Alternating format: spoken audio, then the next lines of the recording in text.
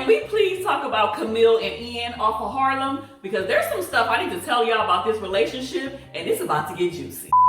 Hey everybody, welcome back to my channel. It's Keandra Jackson here, licensed marriage and family therapist. And today I want to talk to you guys about Camille and Ian off of the show called Harlem on Prime. Spoiler alerts all up through and around in here. So if you have not watched the first season or the second season, I need for you to press pause, go on over to Amazon Prime, watch all of them, binge watch them, and then spin the block on me and then come back and watch this review video. First of all, Ian is played by Tyler and Camille is played by Megan Good.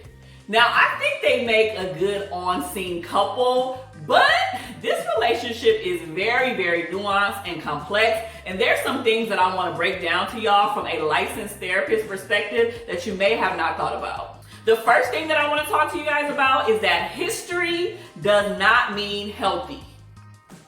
I'm going to say that again for the people in the back. History does not mean healthy. Now, the whole season 1, which we're not even talking about in this video. This is strictly about season 2 all the way up until episode 6, okay? But in season 1, we get the history of their relationship and how Ian had this opportunity and he went and, you know, Camille left and didn't want to go and be with him and all of this stuff, right? And so when Ian came back on the scene and in the States, and wind up being booed up and actually engaged to mirror somebody else, listen, it got a little spicy. But I think they went wrong in this situation, in this scenario, because they were basing their current relationship off of how they engaged and how they were handling things and how they worked out in the future, knowing doggone well that when multiple years pass by, people change in good and not so good ways. So to think that your relationship would be the same just because it was the same a few years ago and you think you're going to start, you know, just kind of pick back up where you left off, that ain't happening here. And it's clear that ain't happening here. I mean, literally, Camille and Ian kissed like the day before Ian was supposed to get married. Say what? You up here? I'm not even gonna touch that. Moving on. 2 is that Camille has what we call an anxious attachment style. And I'll actually link the video up here so you guys will be able to understand and know the different relationship styles that I have broken down in another video.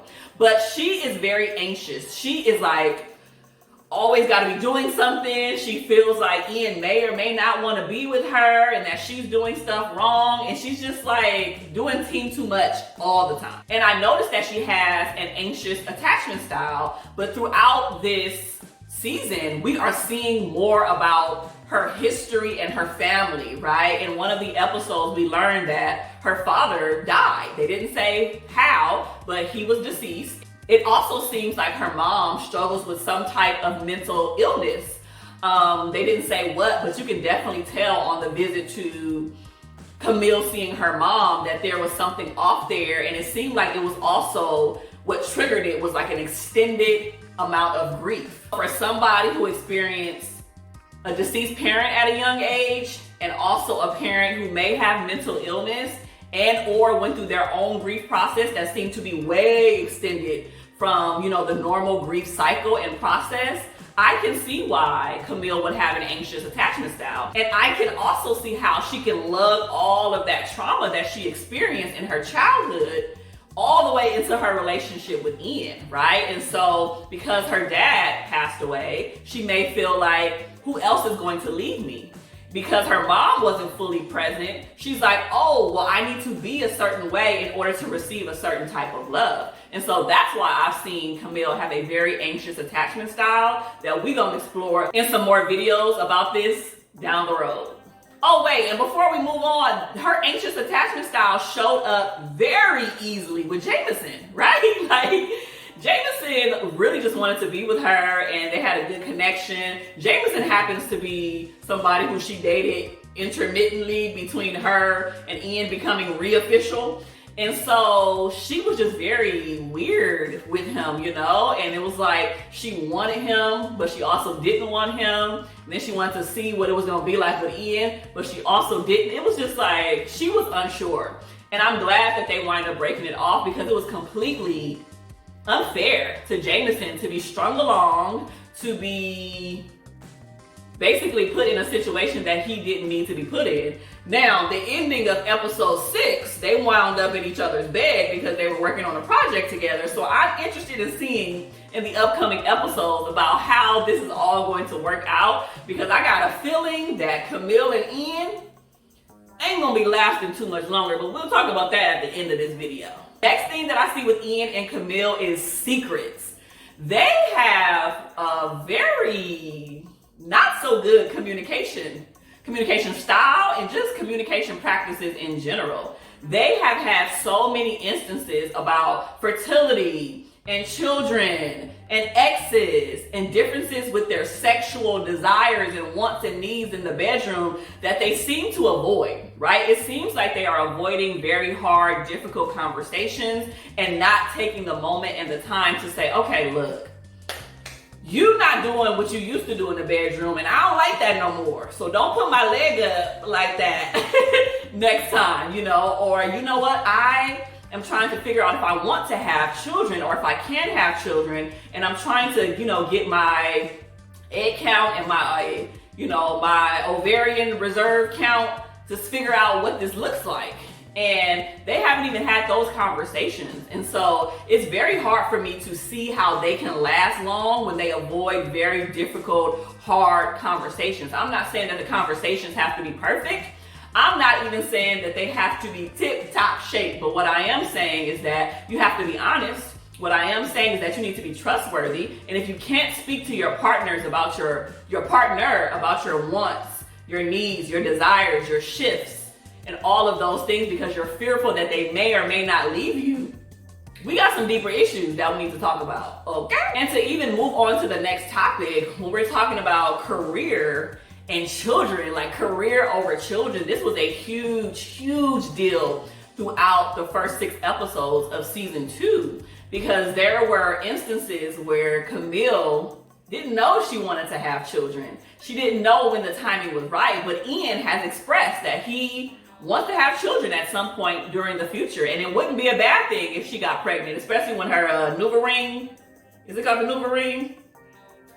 How her NuvaRing came out, I don't even know, but when her NuvaRing came out, they were definitely fearful that she may be pregnant, and Ian was chill about it. He was like, it wouldn't be such a bad thing if you did get pregnant, and she was like, what do you mean? Like freaking out. That anxiety, that anxious attachment style was coming out even more.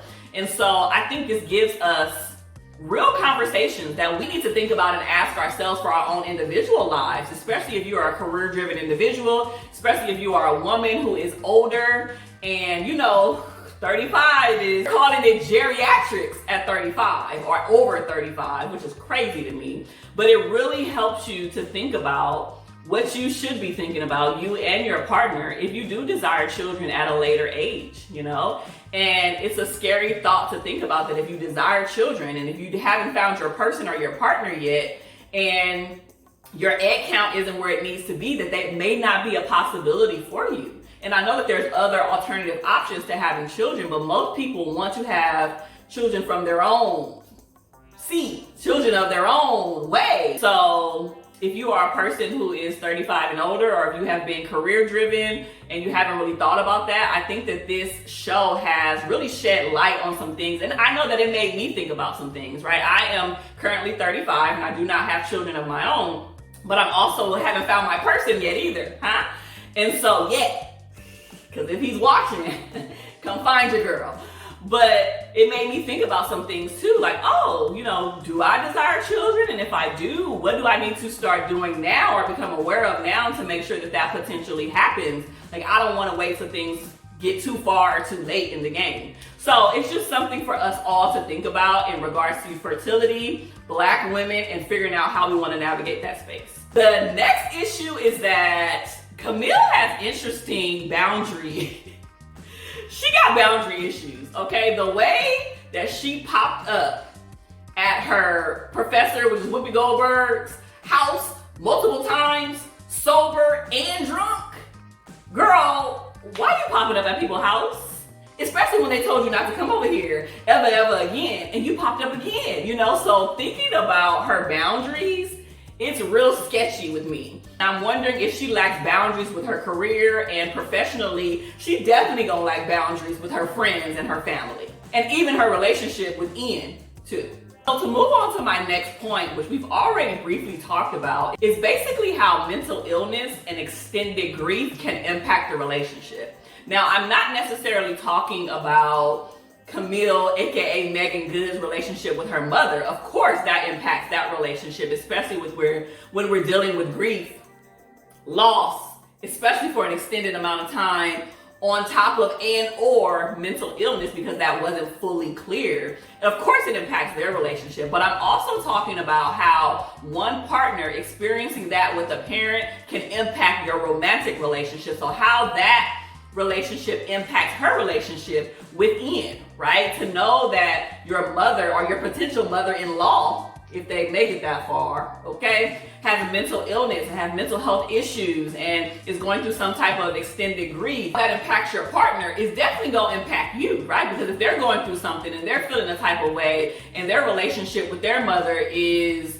not good, or it's rocky or unstable or unhealthy or toxic or whatever it is, it's definitely going to billow over into the relationship. And if you are not a partner who knows what to do and how to support someone who is dealing with a mentally ill parent, or who is dealing with a parent that has some other type of illness, because it could have been, a medical issue or a physical disability, or it could have been multiple things, but those issues typically impact the relationship as well. And so we have to be mature. We have to be self-aware. We have to be kind. We have to be empathetic to understand that our partner is going through something, and we need to figure out how they need to be supported in situations and circumstances like this, because eventually, if you plan to be with this person long term, this is going to be an issue. Now, if Camille and Ian was my couple in couples therapy in my private practice, here's what I would be telling them. First of all, you definitely need to come to some sessions, okay? We're having couple sessions, and I would actually recommend individual therapy to both of them, because Camille, aka Megan Good, got some stuff she needs to work on, especially with a deceased parent, mentally ill mother, anxious attachment style. Ian just got out of a whole engagement / broken marriage / I don't know what other stuff he got going on. He always walking out when things get heated. Again, back to the communication issues. They both need individual therapy on top of coming together with couples therapy. I would also encourage them to rediscover what it feels like and what it is to date the person now. Remember how I talked about how history doesn't mean that it's healthy? I think that they are still dating and being in a relationship based off of who they thought the person was the first time that they got into a relationship. No, boo-boo. No, boo-boo. Things have changed over here. I have changed. I have grown. I have evolved. I have shifted. My wants, my needs, desires, my goals, all of those things have changed. And so you need to get to know me now. So that's what I would encourage them to do. Explore getting to know who they are now. And if they like who the other person is individually right now, then I would encourage them to pursue a long-term relationship. I feel like they basically just need to take a break. And I honestly, from my personal perspective, I don't think that they're going to last long term. I hope that they do, because they're a cute little couple on camera. They work well together in some instances, and it's, funny scenes, like when they were taking edibles, they were hilarious. But that does not mean a doggone thing, okay? When we talk about longevity, and if we're talking about marriage, and especially if we're talking about bringing kids into this world with them, they need to be ready for that, because they will be bringing a child into chaos, and that's not healthy. So if you found this video helpful, I just need for you to like, subscribe, comment, hit that notification bell, and stay around for more TV and movie reviews coming your way. And I'll see you next time. Bye.